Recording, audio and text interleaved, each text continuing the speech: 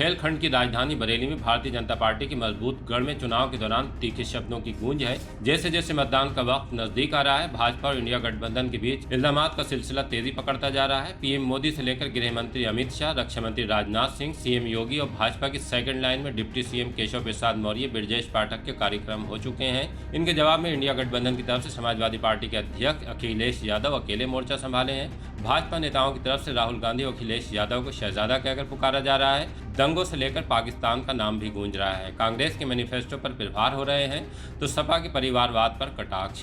UP की चुनिंदा शहरों में एक बरेली भी है जहां पीएम मोदी रोड शो करके गए हैं। चर्चा है कि प्रचार थमने से पहले एक बार फिर आ सकते हैं।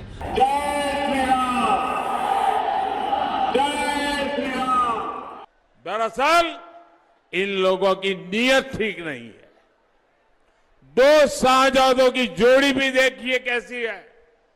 सपा के शाहजादे की जब सरकार थी तब यहां कर्फ्यू लगते थे।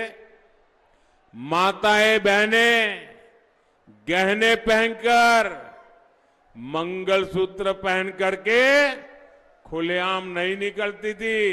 मंगलसूत्र छिपा के रखना पड़ता था। और कांग्रेस के शहजादे अब एक्सरे मशीन लगाकर ये जो स्त्री धन है उसको भी, मंगलसूत्र को भी छीनने की घोषणा कर रहे हैं। इंडी अलायंस चुनाव लड़ रहा है। इनके शाहजादे राहुल बाबा ने चुनाव की शुरुआत भारत जोड़ो यात्रा से की थी, मगर मैं आज बरेली में कहकर जाता हूं, शुरुआत भारत जोड़ो यात्रा से की थी। 4 जून के बाद कांग्रेस ढूंढो यात्रा से इसका समापन होने वाला है। पूरे उत्तर प्रदेश में देसी कट्टे बनाने के कारखाने थे, आज कट्टों की जगह उत्तर प्रदेश में तोप और मिसाइल्स बनाने का कारखाना लगा जो पाकिस्तान पर गोले बरसाने का काम करेगा। क्या हमारे कांग्रेस और सपा के दोस्तों को यह सब सारी बातें समझ में नहीं आती? क्या ये लोग भारत को फिर से 18वीं सदी में ले जाना चाहते हैं? क्या करना चाहते हैं? करिश्मा किया है बहनों भाइयों।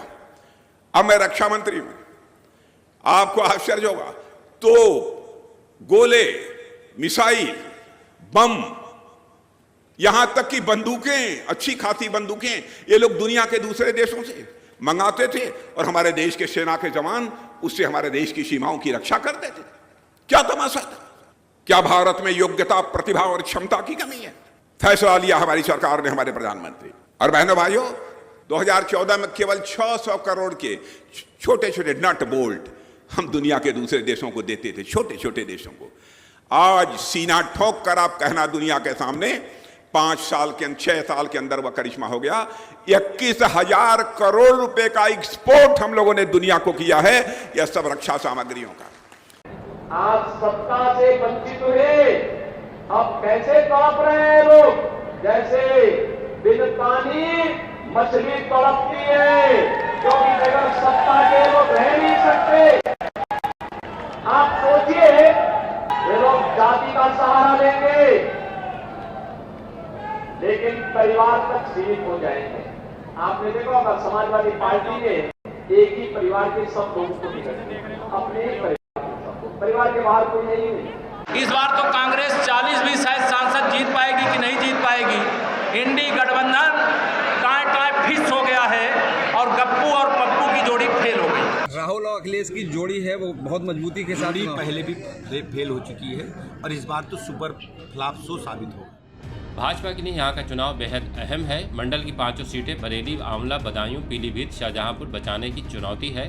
दूसरी तरफ इंडिया गठबंधन सत्ता पक्ष के विजय रथ को रोक देना चाहता है। चुनाव में अप्रत्याशित रूप से कांग्रेस फ्रंट पर नहीं है। राहुल गांधी, प्रियंका गांधी और न ही कांग्रेस की तरफ से दूसरे किसी बड़े नेता ने मंडल का रुख किया है। अखिलेश यादव सभी जगह एक एक करके चक्कर लगा गए हैं। भाजपा नेताओं के पास कांग्रेस के खिलाफ बोलने के लिए बहुत कुछ है और वे बोल भी रहे हैं। ऐसे में समाजवादी पार्टी के पीछे खड़ा हो जाना कांग्रेस की रणनीति का हिस्सा है या इस बेल्ट में चुनावी एतबार से मजबूत नहीं होना। खैर, अखिलेश यादव जिस तरह बहुत ही नाप तोल कर बोल रहे हैं, उससे साफ लग रहा है कि सत्ता पक्ष को उसके गढ़ में घेरने की प्लानिंग बहुत अच्छे से की गई है। वो करंट इशू उठा रहे हैं, पेपर लीक के साथ अब कोरोना वैक्सीन पर भी चोट कर रहे हैं। जिस तरह से पीएम मोदी जनसभाओं में जनता को जोड़ते हैं, कहते हैं कि पिछड़ों से आरक्षण छीनने में लगी कांग्रेस को सबक सिखाएंगे कि नहीं सिखाएंगे, वैसे ही अखिलेश यादव कह रहे हैं, बताओ पेपर लीक हुए कि नहीं हुए, कोरोना वैक्सीन से सेहत को खतरा है कि नहीं है, बरेली के बाजार में इनका अहंकार गिराओगे कि नहीं गिराओगे। कोई 1 नहीं, 2 नहीं, 3 नहीं, बताओ 10 से ज्यादा परीक्षाओं के पेपर लीक हो गए कि नहीं हो गए? पेपर लीक हुए कि नहीं? ये जाने कैसी सरकार है जो अपनी लीकेज नहीं रोक पा रही है। न जाने कहां से लीकेज है, ये हर पेपर लीक हो रहा है इसमें। और याद रखना नौजवान साथियों, ये आपकी नौकरी नहीं छीने हैं, आपका 1/3 जीवन इन्होंने बर्बाद किया है। ये लोग आ गए तो संविधान को खत्म कर देंगे। बताओ, संविधान और जान के पीछे पड़े हैं कि नहीं पड़े? लोग संविधान तो बदलना ही चाहते हैं। और बताओ, जो वैक्सीन लगा दी उससे जान को खतरा पैदा हुआ कि नहीं हुआ? तो एक तरफ संविधान बचाना है और दूसरा जो जान हमारी इन्होंने खतरे में डाल दी, उसके खिलाफ भी मतदान करना है। हमने तो बीजेपी की नहीं मानी और ना हमने वैक्सीन लगवाई। हम जानते हैं हमारे जैसे कुछ लोग होंगे, लेकिन बीजेपी ने सबको लगवा दी। अब वो सर्टिफिकेट देख करके इनके खिलाफ वोट डालने जा रहे हैं। और जो हमेशा कहते हैं कि बरेली के बाजार में क्या गिरा, इस बार भारतीय जनता पार्टी का अहंकार गिरने जा रहा है। बताओ, इनका अहंकार गिराओगे? इस बार बरेली वाले, आमला वाले भारतीय जनता पार्टी का अहंकार गिराने जा रहे हैं। चुभने वाले शब्दों पर तालियां दोनों ही खेमों की रैलियों में खूब बज रही हैं और भीड़ भी पहुंच रही है। अब 7 मई को होने वाले मतदान में जनता वोट करके चोट पहुंचाएगी या आशीर्वाद देगी, इसका नतीजा 4 जून को सामने आएगा। कौन सदन में शान से दाखिल होगा और किसके नसीब में 5 साल का इंतजार आएगा।